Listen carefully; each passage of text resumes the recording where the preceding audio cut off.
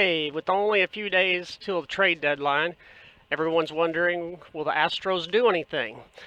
And I know there's a lot of hope and talk that maybe they'll upgrade at first base or catcher.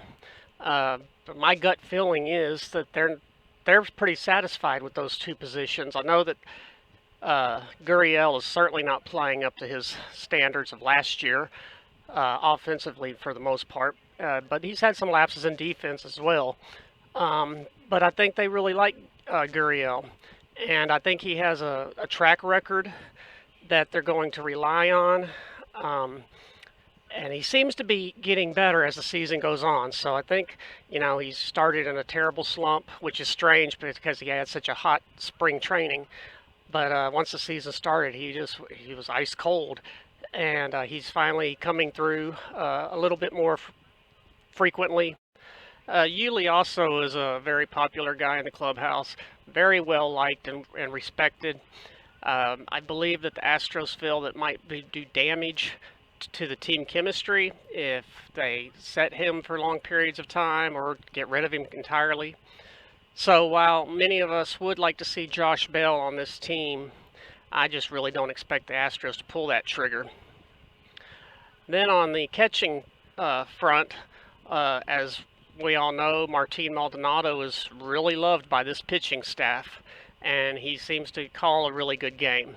I think that his defense has really faltered in the last month or so, and that could very well be because Dusty plays him too damn much. He needs to rest him every once in a while.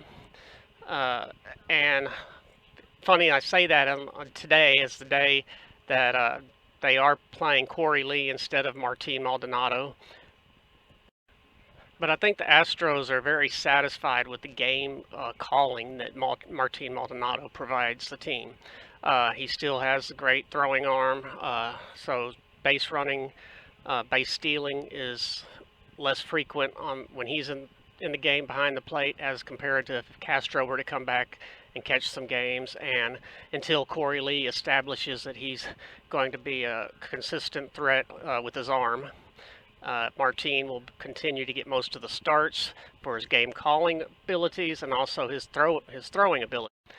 So I just really doubt that the Astros are ready to move on from Martin Maldonado. I think that you can expect him to at least finish out this year with the team as being the primary catcher. I think that the Astros have to be thinking to themselves that a more important upgrade at this point is in center field rather than first base or catcher. I am a huge fan of Jake Myers. I think that last year he was tremendous when they brought him up, and it was heartbreaking to see him suffer this shoulder injury in the playoffs.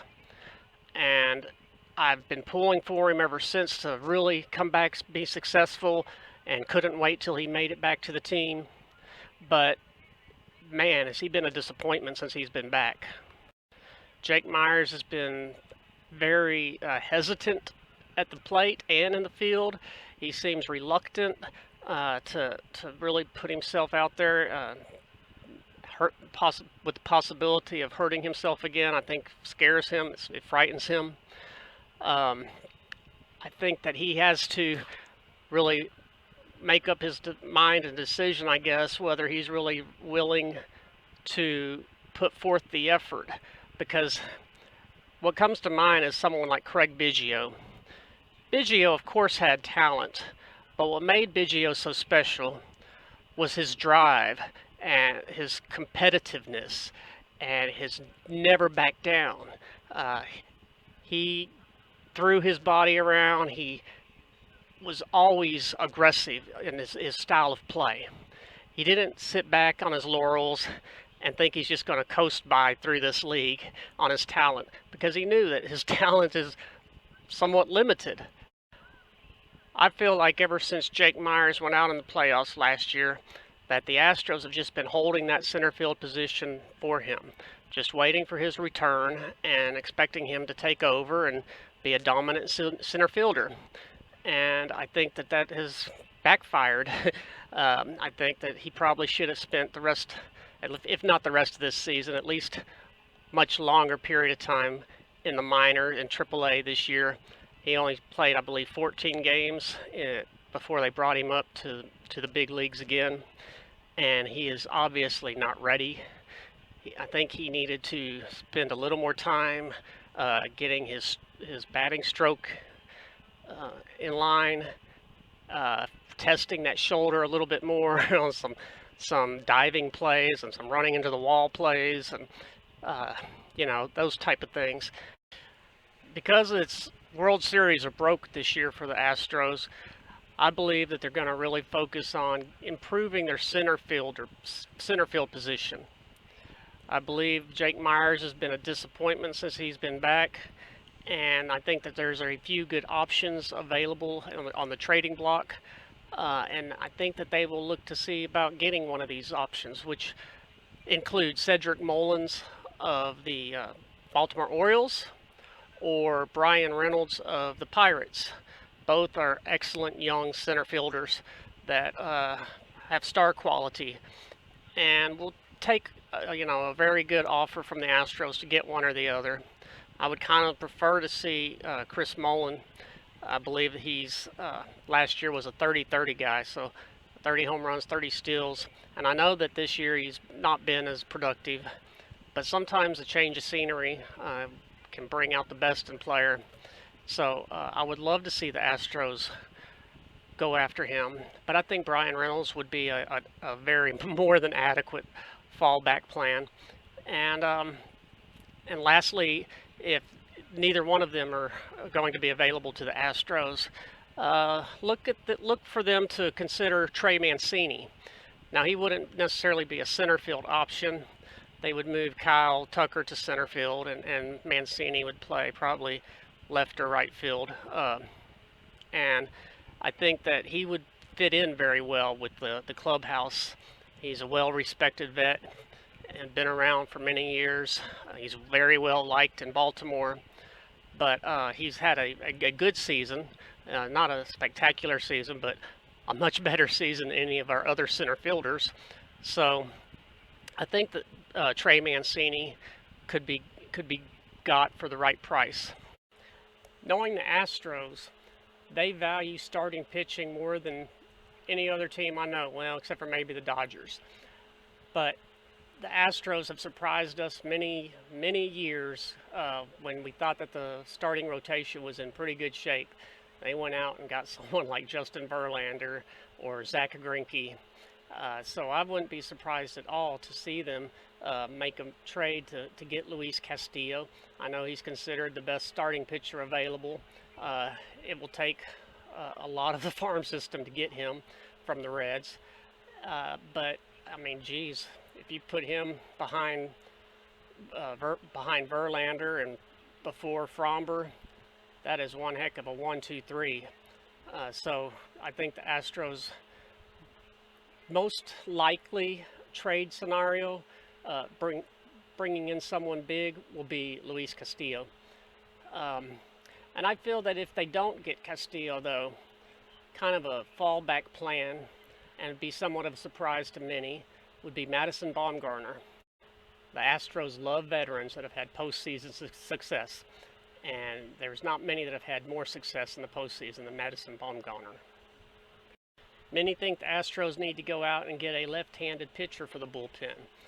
I believe that the Astros wouldn't mind having a left-handed pitcher in the bullpen, but they feel like that they're all right with Phil Maton doing a pretty admirable job against left-handed hitters. So you don't want to go out and get a lefty just to have a lefty if they're not going to be an improvement. But there is one specifically that I think could be a welcome addition to the Astros, and that's Joe Mantiply. Joe Mantiply is a left-handed relief pitcher with Arizona. He has a 34-1 strike to base on ball ratio, which is outstanding. And one thing that really gets our relief pitching core into messes is walking batters. It's been so frustrating, some of these losses that Astros have had in late innings where they walked batters that turn around, end up scoring and causing us a loss. So his 34-to-1 walk or strikeout to walk ratio is incredible, and I think he would be a welcome addition to the bullpen.